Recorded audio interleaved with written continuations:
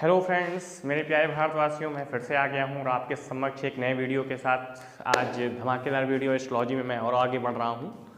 और आप तो जानते हैं कि माई सेल्फ SG वाजपेयी और मैं द यूनिवर्स क्लासेस का ऑनर एंड टीचर हूँ। और क्लासेस के साथ साथ में एस्ट्रोलॉजी के ऊपर भी मैं वीडियो बनाता रहता हूँ। तो आज का एक प्रमुख सब्जेक्ट ये है कि मैंने कल एक घर में गया तो मैंने क्या पाया वहाँ पर कि कहीं ना कहीं झाड़ू जो थी उस घर की बड़ी विलक्षण तरीके से रखी हुई थी, जैसे खड़ी अवस्था में रखी हुई थी। तो मैंने सोचा कि कुछ ना कुछ इंस्पिरेशन जो कि शास्त्रों में दिया गया है झाड़ू को लेकर वो मैं आपके समक्ष रखूं और आपको बताऊं कि कहीं ना कहीं झाड़ू का अनादर करने से आपके जीवन में बहुत सारी दुखद समस्याएं आ सकती हैं। तो इससे बचाने के लिए मैं शास्त्रों से जुड़े हुए कुछ रोचक पॉइंट आपके लिए लाया हूँ, जरा देखिएगा और सीखिएगा।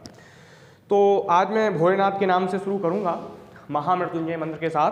ॐ त्र्यम्बकं यजामहे सुगन्धिं पुष्टिवर्धनम् उर्वारुकमिव बन्धनात् मृत्युर्मोक्षयमामृतात्। ओम नमः शिवाय। तो इस मंत्र के साथ शुरू करते हैं। आज पैर को ना लगाएं झाड़ू। आज की हेडिंग ही देखिए, बहुत शानदार है। मैंने देखा है बहुत घरों में क्या है कि झाड़ू लगने के बाद कोने में पड़ी हुई है, कोने में तो पड़ी है, प्लस लोग उसके साथ खेल भी रहे हैं, बच्चे कहीं ना कहीं पैर लगा देते हैं। तो इन सब चीज़ों का बड़ा ध्यान रखना है। झाड़ू के साथ कभी भी इन सब चीज़ों को मत करें, क्योंकि ये आपके जीवन में बहुत सारी प्रॉब्लम को ला सकती हैं। अब देखिए क्या दिया गया है शास्त्रों में, मैं आपको बताता हूँ। झाड़ू के ऊपर थोड़ा बात आज करते हैं।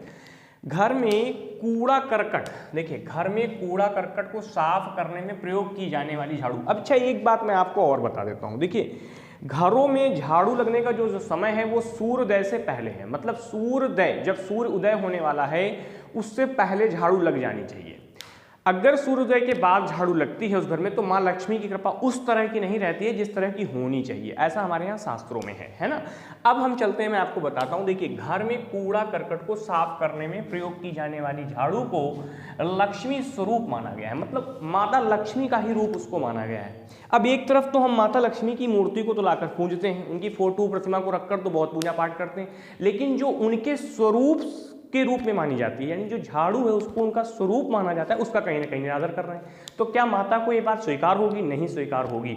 और वो कहीं ना कहीं घर से, वो तो वैसे भी चंचला कही जाती हैं शास्त्रों में, तो वो वैसे भी निकल जाएंगे आपके घर से। तो इसको समझिए जरा, है ना। यहाँ पर क्या है कि दरिद्रता को दूर करती हैं। दरिद्रता का मतलब क्या है कि घरों में जो कूड़ा करकट है आप उसको साफ करते हैं, साफ करने में सफाई होती है ना, तो माता लक्ष्मी आती हैं। तो जो सफाई होती है वो दरिद्रता है ना, और जो आई वो माता लक्ष्मी है ना। तो अब आगे चलते हैं, इसको समझाते हैं जाता है। चूंकि यह दरिद्रता को बाहर निकालती है, ध्यान दीजिएगा, ये दरिद्रता को बाहर निकालती हैं, इसीलिए इसकी अपेक्षा नहीं करनी चाहिए। अपेक्षा का मतलब क्या है? किसी प्रकार से निरादर नहीं करना चाहिए। पहली चीज तो किसी भी प्रकार से निरादर इनका नहीं होना चाहिए। ठीक है, मैं आगे आपको बताता हूँ।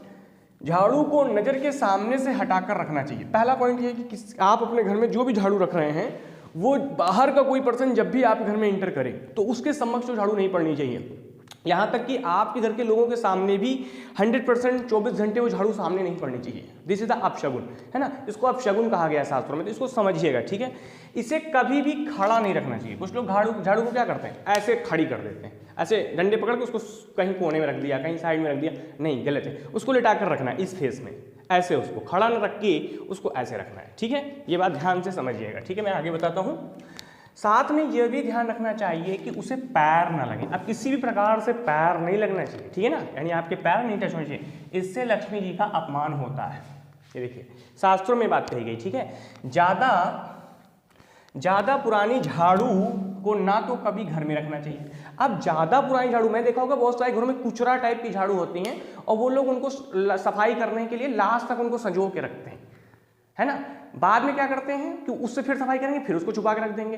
तो जो पुरानी झाड़ू है कहीं ना कहीं उनका निस्तारण भी घर से हो जाना चाहिए। मतलब जो साफ सुथरी झाड़ू है वही आप घर में लाएं और वही रखें। ठीक है, आगे चलते हैं। और ना ही कभी जलाएं। कुछ लोग क्या करते हैं, ठंडी में ताप डालते हैं। इस समय मौसम ठंडी चल रहा है तो घरों में खराब हो जा रहे, कहने लगे तो जल जाएगी, इसको इसमें डाल दो। तो गलत है ना। उस झाड़ू को आपको जलाना भी नहीं है। ठीक है, आगे चलते हैं। शास्त्रों के अनुसार शनिवार को पुरानी झाड़ू बदल देनी चाहिए। मतलब आप शनिवार को नई झाड़ू ला सकते हैं। ठीक है। कहते हैं कि जब शनि जी बाहर जाते हैं तो लक्ष्मी जी एंटर करती हैं घर के अंदर, है ना। तो शनिवार को ही इसीलिए शास्त्रों में इस चीज़ का वर्ण है कि शनिवार के दिन पुरानी झाड़ू को बदल देना चाहिए, मतलब नई झाड़ू ले आनी चाहिए और पुरानी झाड़ू को कहीं अच्छे स्थान पर रखवा देना चाहिए, है ना। आगे चलते हैं। घर में मुख्य दरवाजे के पीछे एक छोटी सी झाड़ू टांग कर रखनी चाहिए, मतलब जो आपका घर का मेन दरवाजा है, प्रमुख दरवाजा है जो आप ओपन करते हैं, ठीक है, उस दरवाजे के जस्ट पीछे एक छोटी सी झाड़ू अगर आप टांग के रख देते हैं तो इससे माँ लक्ष्मी की कृपा आपके घर पे बनी रहती है, ठीक है। घर में माँ लक्ष्मी की कृपा आपके घर में बनी रहती है। ये उपाय हमारे शास्त्रों में दिया गया है जो मैंने अभी आपको आपके समक्ष रखा, ठीक है। अब ये तो माता लक्ष्मी से जुड़ी और झाड़ू से जुड़ी हुई बात हो गई आपके समक्ष, है ना। दोनों का किस प्रकार से जुड़ाव है आपस में वो मैंने आपको बता दिया, ठीक है।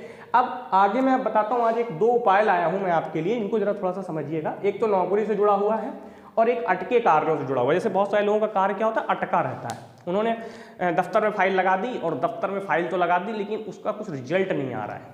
बहुत सारी वकील के पेशे में हैं, किसी भी विभाग में मैं ले सकता हूँ, है ना। तो उस अवस्था में आप क्या करें, उसके लिए मैं एक टुटका या उपाय कह सकते हैं वो मैं आपके लिए लाया हूँ, जरा देखिएगा और सीखिएगा। वो उपाय क्या है मैं आपको बताता हूँ, देखिए समझिए।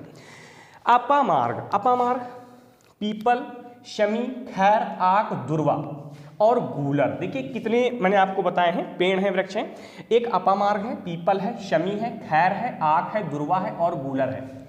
इन सब की जड़ के छोटे छोटे, देखिए इन सब की जड़ के छोटे छोटे एक एक टुकड़े, मतलब देखिए इतनी चीजें हैं। अपामार्ग लेना है आपको, पीपल लेना है, शमी लेना है, खैर लेना है, आक लेना है, दुर्वा लेना है और गूलर लेना है ना।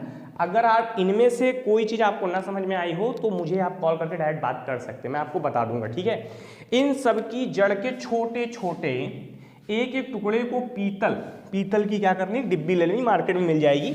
एक डिब्बी में रखें और प्रतिदिन इसका पूजन करने से, प्रतिदिन अगर आप इसका पूजन करते हैं, जैसे आप जो भी पूजन पाठ कर रहे हैं उसके साथ साथ आप इसका भी पूजन करते हैं, इसका टीका लगाते हैं, पूजा पाठ इसकी करते हैं, तो लंबित या अटका हुआ कार्य पूरा होता है। ध्यान रखना, मतलब जो कार्य आपका फंसा होगा कहीं पर वो कार्य पूरा हो जाएगा, जो आपको समस्या होगी वो कार्य आपका क्या होगा, जल्दी से जल्दी पूरा हो जाएगा, ठीक है। मैं आगे बताता हूँ आपको।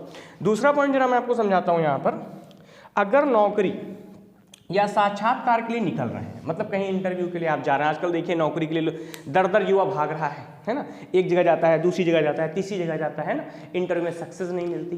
तो सक्सेस कैसे मिलेगी उसके लिए मैं नुस्खा लाया हूँ, वो मैं आपको बता रहा हूँ। देखिएगा, अगर नौकरी या साक्षात्कार के लिए निकल रहे हैं तो कपिला गौ जो गाय होती है, गाय को देसी गेहूं का आटा, डुप्लीकेट आटा नहीं, जो देसी गेहूं अपने यहाँ पैदा होता है खेतों में, उसका आटा और नया गुड़, मौसम में जो नया गुड़ आता है, गन्ने के रस से जो नया गुड़ तैयार होता है उसका स्वाद ही अलग होता है, नया गुड़ खाकर निकलें। कपिला गौ को देसी गेहूं का आटा खिलाएं और नया गुड़ खाकर निकलें, है ना। मतलब आपको क्या करना है, नया गुड़ खाकर निकलना है। उसको क्या करना है, कपिला गौ को देसी गेहूं खिलाएं, ठीक है, उसको गेहूं खिलाएं और खुद नया गुड़ खाकर निकलें। तो अगर आप ये उपाय करते हैं तो सफलता 100%, मतलब आपका जो भाग्य है वो आपका साथ जरूर देगा, है ना। क्योंकि ऐसा करने से आपके पराक्रम भाव में वृद्धि होती है और जब पराक्रम बढ़ता है तो सामने वाले के सामने आपकी जो रिस्पॉन्सिबिलिटी है, जो पर्सनैलिटी है वो ज़्यादा निखर के आती है कहीं ना कहीं, है ना, जिससे आप सेलेक्ट हो जाते हैं। तो ये हमारे यहाँ शास्त्रों के अंदर छोटे छोटे से 2 उपाय दिए गए थे कि लंबित कार्य अगर आपका रुका हुआ है, कहीं पर आपका कुछ कार्य नहीं हो रहा है तो उस केस में आप क्या कर सकते हैं, और दूसरे केस में अगर नौकरी या साक्षात्कार के लिए निकल रहे हैं तो उस केस में क्या करें। तो उस केस में सिंपल सी बात है कि गेहूं का आटा खिलाएं, माता गाय को, है ना, गाय को माता स्वरूप ही माना गया है, और नया गुड़ खाकर निकले। अगर नया गुड़ खाकर निकलते हैं तो सफलता आपके कदम 100% चूमेगी, ऐसा शास्त्रों में उल्लेख है, ठीक है। तो आप ये उपाय कर सकते हैं। और ऊपर पैर न लगाएं झाड़ू को, ये मैंने आज का टॉपिक रखा था। तो कल फिर किसी नए वीडियो के साथ मैं मिलूंगा आपको, है ना। तो हंसते रहें, मुस्कुराते रहें, खेलते रहें, कूदते रहें, एंजॉय करते रहें और आगे बढ़ते रहें और लोगों की हेल्प करते रहें, ठीक है। तो मैं फिर कल किसी एक नए वीडियो के साथ आपको मिलूंगा। टिल देन बाय बाय, खुश रहें, मौज करते रहें।